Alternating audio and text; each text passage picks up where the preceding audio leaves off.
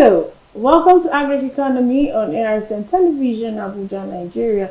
I am Khadija Uluwatoyin. On this week's episode of Agric Economy, we'll be taking a look at the economic benefits of cash crop value chain. Yes, when we say cash crop, I know so many crops are running through your mind, but we have an expert in the studio who is going to be taking us down to what this actually means. We'll take a quick break. On return, the program continues. Stay tuned.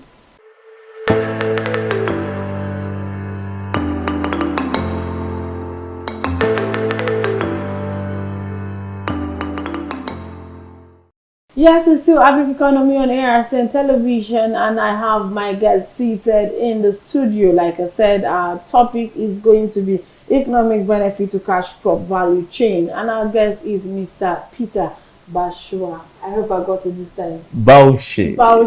Peter Dua Baushe. Welcome to the program, sir. Thank you very much. Yes, when we say cash crop, let's start from there. Yes. What is cash crop? Because when you say cash crop, people believe that all crops are actually sellable. They are so they don't understand that. So there are some certain crops that are cash crops. What are cash crops? Well, cash crops, thank you very much for having me. Cash crops are majorly crops produced for their economic benefits, for profit. Okay, these are crops that you grow not essentially to feed on. Okay, there are some crops that you grow to eat, and there are also some crops you grow because of the money that you get from them. So these cash crops are majorly grown for the cash, the profits you're able to make from them. But also there's a mix, because some cash crops can also be grown for food. Okay, so as we go ahead, we're going to break it down, to see how this pans out. Give us examples. All right, there are so many cash crops. Incidentally, the simple maize that you see is one of the biggest crops. In fact, it has the highest turnover all over the world. It's a major crop. But you see, there are crops like oil palm, like sesame, crops like sugarcane. These are major, like cotton. They are grown essentially for their crops, not just locally you produce them, but regionally and internationally you can sell them and get premium price, okay, for them. For example, if I'm selling a bag of maize for say 10,000 naira, or yes, I'm selling locally 10,000 naira, internationally I can get premium price if the conditions are right. I can get say $5,000 for that same bag. You can see the difference. So huge. Now that's the in thing. That is the thing to look out for, that our farmers need to know. But incidentally, 70% of these farmers are local people. Some don't even know how to read and write. That's why this program is very important. It brings enlightenment, to everybody. Okay, so in breaking down, how the whole cash crop thing works. I know on this program we talked about export, benefits and the rest of it. Yes. How does this cash crop works before we're now bringing it to the economic benefits? All right. Well, how they work, they are crops, like I said, that are produced for profit. So you have to ab initio, prepare your mind, get the requirements of countries. I take you back to a popular story when Nigeria produced yam. You remember the yam export saga? Yes. That turned out sour at the end of the day. Yes. Why did it happen? If you permit me, I'll just break down why we had a failure. Yam as it is, cassava, Nigeria produced the highest number of cassava, so cash crop, we can make it a cash crop because it is needed for our industries, the starch, and then gari is also very beneficial. It's a food crop. and you can use it all over the world, both for food and for industry. So it's a major cash crop. Yeah, pharmaceutical. But the crux, what you need to look out for are the requirements. The requirements. That's how cash crops work. You look at the market, the person buying, what does he want? Okay, so you look out for, are my crops loaded? What is the toxicity, aflatoxins? What are the things that are in the crop that it will be rejected in the international market? What is the moisture content that is acceptable? What agricultural practices should be done to these cash crops, so that these people, on getting it, on doing their approximate analysis, they will gladly accept it. Nigerian crops today, like the beans we have, are being rejected internationally because of the level of, when you go, the people storing beans now, and even cocoa, it happens to cocoa, they use battery water because of the ants. Yes. So you give your child, cocoa to go on dry for you in the village, and then you give him battery water or no pest to put, so that these weevils and so on don't infest the crop. A child is a child. He will pour some inside. And then when they go to the lab to do analysis, they say, these people want to kill us. Don't accept anything from Nigeria. They've seen it once, twice, and it becomes a problem. So those are some of the factors that, even if your crops are good, they will be rejected internationally. So we have to watch out for some of this. Looking at these common mistakes. Yes. Let me name it that. Very well. Looking at these common mistakes, I don't know other ways to. We've talked about having technologies come to play in areas of production of these crops, especially even for Nigerian consumption, and not just for the international market. Very well. Because yes, we have to start being patriotic to ourselves first. Charity begins before looking out. You must. You that are selling out. There's not how you do. You be having cocoa, or you have cassava farm now. And you will not say one day, oh, madam, make fufu from me. That's right. Are you not eating from it? Very well. So, what's your advice? What do you think can be done in correcting these ills? I know we've talked about other crops on the program and why it's been rejected at the international market level, and it boils down to not meeting up to standard. It's always not meeting up to standard. And I think farmers need to get it right. Very well. What's your advice? My advice is simple technologies. We should be very careful and follow what are the protocols, even ab initio, from the production. It starts from the production. And Nigerians, like cutting corners, sorry to say. Nigerians were one of the smartest people in the world. And so we think 10 times ahead of people. But that is our undoing sometimes, because this is the point. And you can get there faster than all other African countries. So you want to cut corners, and it's wrong. Because in cutting corners, you always make mistakes. These are some of the mistakes. So what do we do? What's the way forward? The way forward is very simple. Follow the protocols. Follow the rules. If they say, these are what we want, don't add pesticides. There are some banned pesticides that are all over Nigeria. All the world has rejected them, but they find their way to Nigeria because of they say the Nigerian factor, corruption. They bribe some people, and they find their way from China and the rest of the world into Nigeria. And they are banned all over because they are carcinogenous.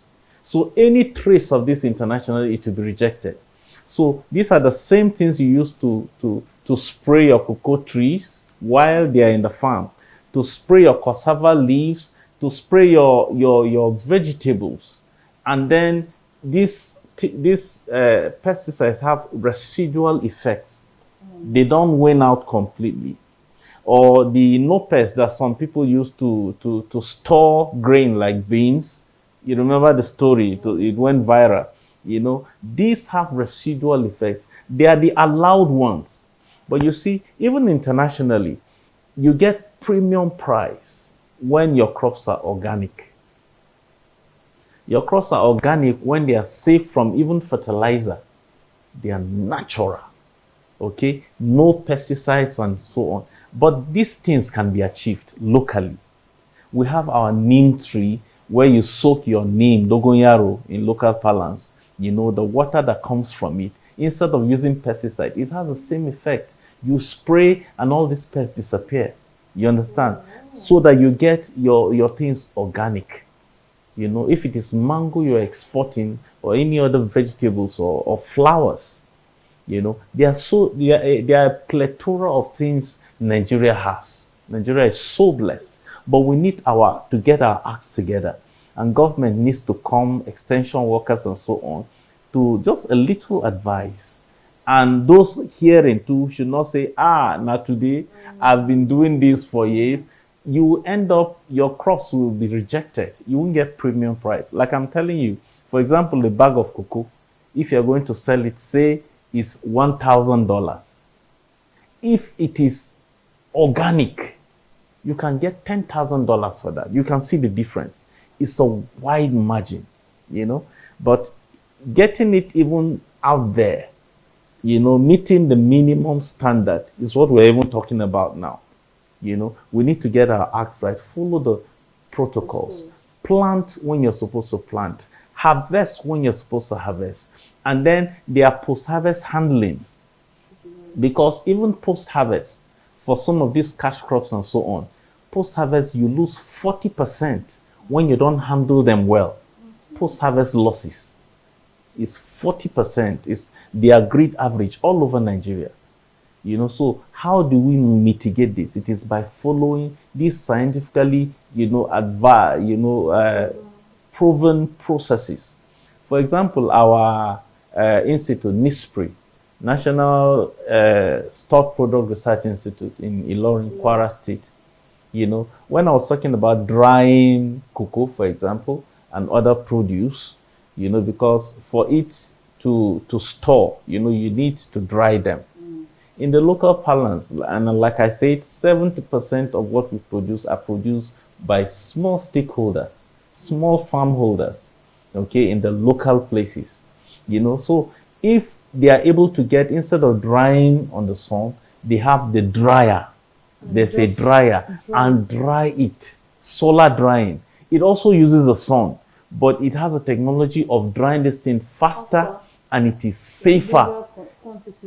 Bigger quantities too, faster, it is safer from all of these things you are trying to guard against. It is protected from pest infection and so on. Well, you know, packaged technology, and also very simple, you know. And you know, incidentally, these technologies are in the shelves. So we need people to come and mass produce them. Mass produce these dryers. So many of them. There are also silos that you store after drying, that you store, well guarded from all of these pests and so on, so that when you are exporting, you get premium price for this same product. So those are some of the handlings, and they are all part of the value chain we are talking about. With the use of this technology, just to think, the cost effective. How cost effective is it? Yes, you know, initially they may be a bit expensive, truly. Sorry? No, I said, yes. Once everybody begin to produce. Yes, if there's mass production, it's just like your GSM. You know, initially, how much you bought one SIM for 30,000. Yeah. Now you can even get it for 200 naira, 150. That's the same thing. You know, all technologies are like that. When we are not, you know, working, we are not, every hand is not on deck. It is like that. When we were interested in importing it from China and so on, all of these things, we can do it locally. Now, when we come together, all hands are on deck, get our local, we start improving them. You see, before you know it, it is all over, and we are the better for it. Okay, going back, I know everybody will be wondering, we've not really touched on the economic benefits. Yes. We'll take a quick break. When we return, we'll touch that before the program ends. Stay tuned.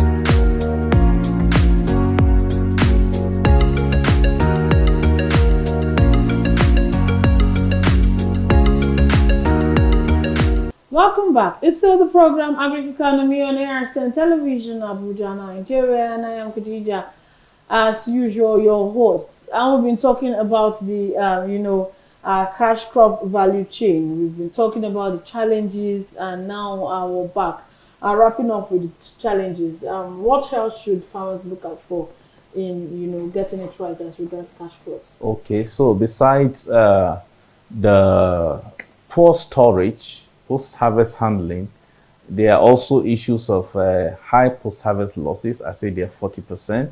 They should be looked out for, and that can be ameliorated by technology. There are also the issues of weak market linkages.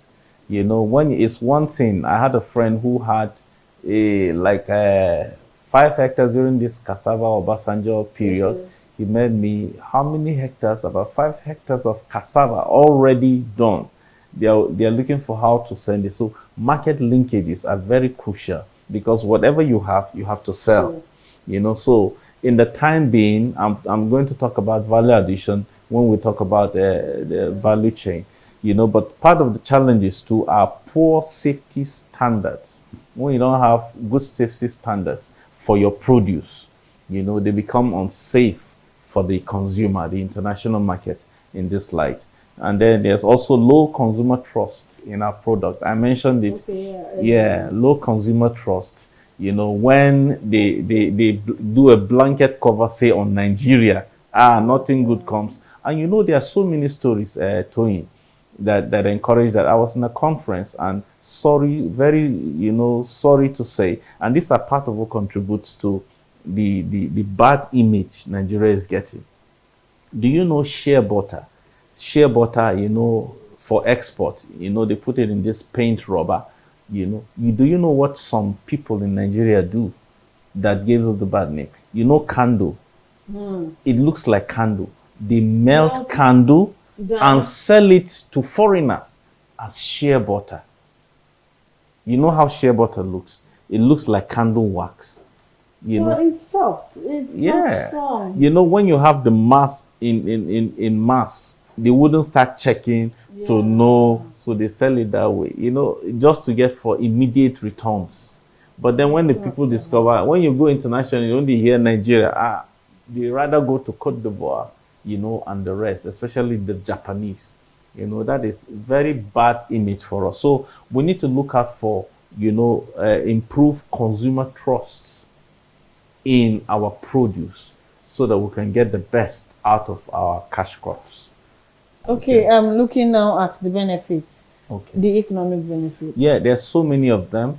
Now the first one is the reducing of poverty. The nation now is talking about, the president is talking about an emergency on food security. Okay, so it reduces poverty massively from what we've been saying so far. You can deduce from that. Also, part of what it does is it increases productivity. Productivity in the place or in the area of production, primary production in the farm. Okay, when you add your all agronomic standard practice, you bring it to play on the farm. Your yields improve. In the West, for example, where you get 7 tons, 10 tons, Nigeria is still grappling with 1 ton, 1.5 for maize, for soya beans, for so many. So when you get it right, your high value chain, you're going to get increased productivity. So that's part of the benefit in the value chain. Another benefit is, it adds value to production, adding value addition. I tell you, if a bag of cocoa, for example, you're going to get 10,000. Okay, no, let's say 100,000 from a bag of cocoa when you sell. If you're going to do value addition, which is part of the value chain, you add value, and then you end up with maybe a semi-finished, what do you call this product of cocoa? The chocolate. Chocolate. You're going to get minimum 100,000, 10,000, 100,000 more. That's why value addition is critical, and the value in the value chain. Value addition is so critical because when you sell, what happens in Nigeria is we sell our raw materials, just like it happens in oil. When we sell our crude oil, and they sell back, and they sell PMS to us, petrol, they sell engine oil, and what is the other one, kerosene or jet fuel. There are so many other constituents. Are you aware? From the crude. From the crude. There are so many. Vaseline can be getting, your plastics can be getting, so many. The same with our agricultural produce. Because when you add value, you're going to get you get so many. From oil palm, for example, it can be useful for so many things. The husk, there's nothing that is a waste. So value addition is part of what you get. And then employment opportunity. Because in producing cocoa, for example, if you're producing chocolate, not just exporting cocoa, that's what you are getting, the factory that will produce the chocolate. So many people will be employed. Even the cocoa, exactly. So many will be employed for, cocoa, butter, the cream, the cosmetics industry, so many industries affect the pharmaceuticals and so on. So it makes our industries to come alive, so that instead of importing raw materials, we have raw materials readily available and our industries are running. And then, just to round up too, we also have mobilize. The most important one, of course, is foreign exchange or forex. Everybody is talking about forex now, foreign exchange, dollars, pound sterling, euros. So part of what you do when you sell internationally your cash crops is you get, a balance of trade by getting all of this foreign exchange, which is very, very critical. Yes. Which contributes to the country's GDP. GDP, very important. It contributes to GDP. And when the former Minister of Agric was here, he listed out, 3 major import bills that are killing us, in fact, in millions of dollars. The first one is rice. We're still importing. The government has done a lot. Now the borders are open. But you see, the cost of rice is still like 40K plus.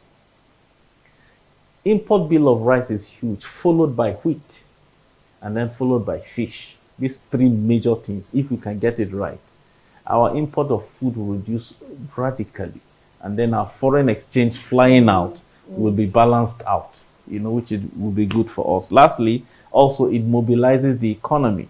The economy will be stagnant and even going down when you hear of regression or depression. So instead of moving forward, you're going backward. Value chain, the cash crops helps your economy to flow just like current flows. Okay, because you're getting dollars internationally, so that you're balancing out your trades, other trades that you need to import, you balance out, with your export.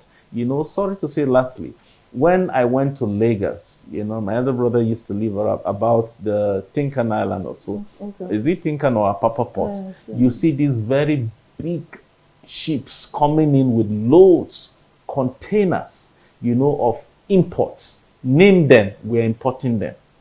But they go back empty. And that never used to be the case. We used to be champions in cocoa export, in oil palm. Now, Malaysia got it, and Malaysia says now their slogan is that we export gold to the world. You know what their goal is? Oil palm. Because there are so many things you can do. Even your vegetable oil is palm oil. Yeah. They just refined it and so on. So there are a lot of benefits when we get our cash crops value chain right. With the whole hitting the ground running that the federal government has done, we hope that we'll be able to get all of this right and take the sector to its pride of place. Thank you for joining us on the program. Thank you so much. Yes, on that note, we'll be wrapping it up this week. I hope you learned, and you learned very well. He talked about so many things. Let me give you a highlight.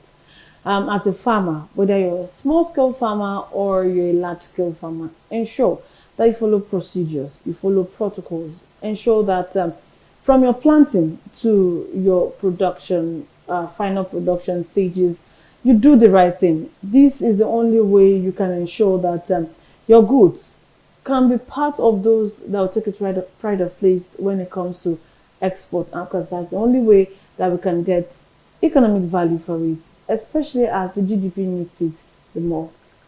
That's it on Agric Economy this week. Join us again, same time, same station next week. I'm Khadija Uluwatoyem saying thank you for joining us.